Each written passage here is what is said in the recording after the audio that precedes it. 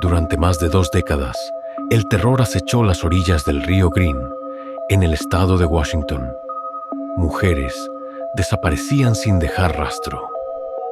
La policía buscaba pistas en medio del miedo colectivo, pero el asesino siempre parecía estar un paso adelante. Su modus operandi era metódico, escalofriante y frío. Las víctimas sumaban decenas, y las autoridades tardarían más de 20 años en descubrir que el responsable de esa cadena de crímenes era un hombre aparentemente común: Gary Leon Ridgway, un trabajador de fábrica, vecino tranquilo y a la vez el asesino en serie más prolífico de la historia de Estados Unidos. Hoy, en este video, nos adentraremos en la mente del hombre que se convirtió en una pesadilla viviente para el estado de Washington. Exploraremos cómo logró eludir a la justicia durante tanto tiempo y las razones que lo llevaron a convertirse en uno de los nombres más temidos en los archivos del FBI. Una infancia marcada. Gary Leon Ridgway nació el 18 de febrero de 1949 en Salt Lake City, Utah. Desde pequeño, su vida estuvo rodeada de una dinámica familiar perturbadora. Su madre, Mary, era una figura dominante, estricta y, según varios relatos, emocionalmente abusiva. Su padre, Thomas Ridgway, trabajaba como conductor de autobús y solía hablar con su hijo sobre las trabajadoras sexuales que veía en las calles. Desde temprana edad, Gary comenzó a mostrar signos preocupantes. Mojaba la cama con frecuencia y su madre lo castigaba duramente por ello. Incluso se ha reportado que ella lo bañaba personalmente incluso en la adolescencia, lo que dejó una huella profunda y confusa en su psique.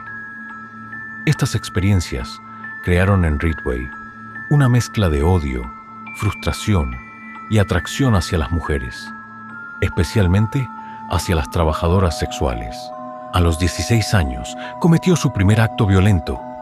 Apuñaló a un niño pequeño, sin motivo aparente. Años más tarde, confesó que lo hizo para ver cómo se sentía matar a alguien. Una vida normal. En 1969, Gary se alistó en la Armada de los Estados Unidos y fue enviado a servir en Vietnam. Durante su tiempo en el extranjero, visitó con frecuencia burdeles y contrajo enfermedades de transmisión sexual, lo que aumentó su desprecio hacia las mujeres. Tras su regreso, Ridgway se casó por primera vez, pero su matrimonio se desmoronó rápidamente. La infidelidad y la obsesión con el sexo marcaron sus relaciones futuras. Durante los años 70 y 80, Ridgway trabajó como pintor en una empresa de camiones. Sus compañeros lo describían como un hombre tranquilo, incluso tímido. Le gustaba hablar de religión y solía leer la Biblia durante su hora de almuerzo. Nadie imaginaba que ese hombre de apariencia inofensiva escondía un secreto monstruoso: el inicio de la pesadilla. En 1982, los cuerpos comenzaron a aparecer. La primera víctima conocida fue Wendy Lee Cofield, una adolescente de 16 años cuyo cuerpo fue hallado en el río Green. Poco después, se encontraron los cuerpos de otras mujeres en la misma zona. Todas tenían algo en común. Eran jóvenes, muchas de ellas trabajadoras sexuales o mujeres sin hogar. Habían sido estranguladas y, en algunos casos, sus cuerpos habían sido violados después de la muerte. La policía pronto entendió que estaban ante un asesino serial. El caso se conoció como el del asesino de Green River por el lugar donde se hallaron los primeros cuerpos. La prensa amplificó el temor. Un depredador invisible acechaba las calles del condado de King. Lo que nadie sabía era que Ridgway ya había comenzado su ritual macabro. Tenía una rutina sistemática. recogía a mujeres vulnerables, las llevaba a zonas boscosas o remotas, las mataba por estrangulamiento y luego volvía al lugar del crimen días después para tener sexo con los cadáveres en descomposición. Una caza infructuosa. Durante los años 80, el departamento del sheriff del condado de King y el FBI se dedicaron de lleno al caso. Se invirtieron miles de horas en entrevistas, vigilancia y análisis de evidencia forense. Se creó una fuerza especial para atrapar al asesino de Green River, pero el caso parecía no tener salida. Los investigadores incluso recurrieron a un recurso poco convencional: el análisis psicológico de otro asesino serial que estaba en prisión. Ese asesino era Ted Bundy. Desde la cárcel, Bundy ofreció su visión sobre el perfil del asesino. Predijo con exactitud que el asesino volvería a los lugares del crimen para tener relaciones sexuales con los cuerpos. Una pista clave que ayudaría a perfilar a Ridgway, aunque aún faltaban pruebas concretas para atraparlo. Bajo sospecha. Gary Ridgway fue interrogado varias veces durante los años 80. Su nombre apareció más de una vez en las listas de sospechosos. Había sido arrestado en 1982 por contratar a una trabajadora sexual, y algunas mujeres lo identificaron como un hombre peligroso. Pero siempre logró salir ileso de las investigaciones. Era amable, cooperativo y, sobre todo, sabía qué decir. En 1987, la policía incluso tomó una muestra de su saliva para posibles análisis de ADN. Pero la tecnología forense de la época no era lo suficientemente avanzada para procesar la evidencia encontrada en las escenas del crimen. Ridgway volvió a su vida normal, mientras el número de víctimas seguía creciendo. Dormido durante una década. Durante los años 90, el caso del asesino de Green River parecía haberse enfriado. Ridgway se casó por tercera vez con Judith Mawson, quien describía a Gary como un esposo cariñoso, atento y tranquilo. Según ella, no había señales de que él fuera capaz de cometer actos violentos. Pero aunque los asesinatos se detuvieron o disminuyeron, Ridgway no dejó de ser quien era. Más adelante, confesaría que simplemente se volvió más cuidadoso, más selectivo, y que había aprendido a no dejar rastros.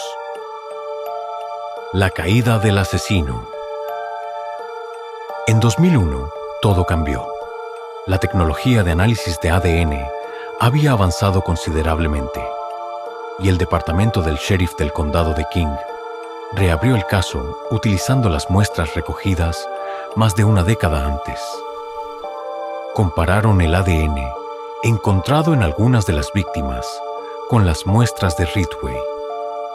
Y esta vez hubo una coincidencia.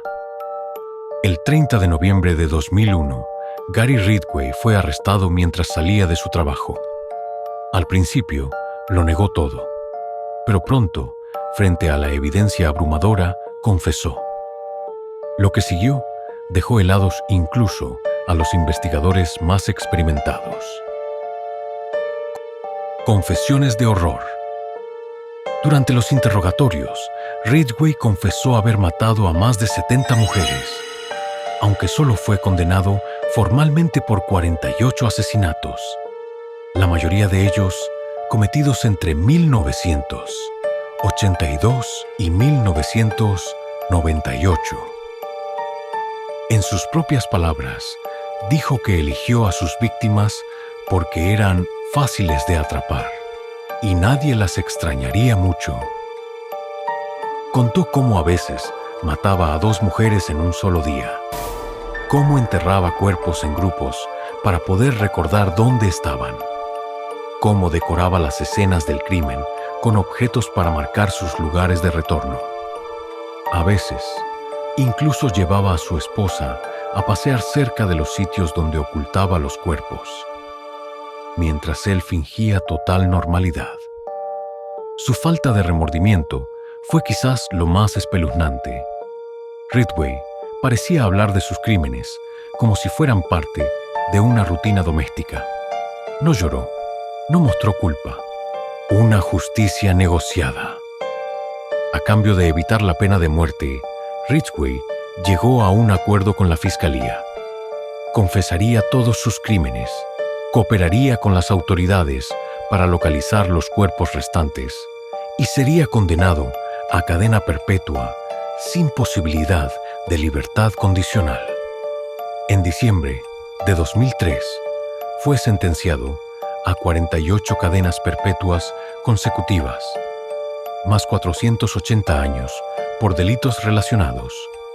Mientras tanto, las familias de las víctimas escuchaban en silencio los nombres de sus hijas, hermanas y madres, leídos uno por uno. Pero incluso después del juicio, Ridgway continuó colaborando. En los años siguientes, ayudó a ubicar restos humanos de varias víctimas aún desaparecidas. En 2011, se le imputó un asesinato más, llevando su total oficial a 49, aunque él insiste en que mató a más de 70 mujeres. El legado del horror. Hoy, Gary Ridgway cumple su condena en la Penitenciaría Estatal de Washington. Es un anciano, apartado del mundo, sin posibilidad de libertad. Pero su legado sigue vivo, no por gloria, sino por el terror que sembró y las lecciones que dejó. Ridgway se aprovechó de un sistema que falló a las víctimas más vulnerables. Durante años, la policía desestimó las desapariciones de trabajadoras sexuales y mujeres marginadas.